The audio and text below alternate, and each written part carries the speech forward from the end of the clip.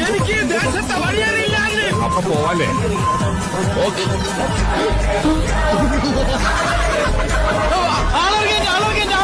ആ ഇടത്തിൽ സ്റ്റോപ്പിലിട്ടാ ബാക്കി വല്ലതും ഉണ്ടാവുകയാണെങ്കിൽ ആലുവയില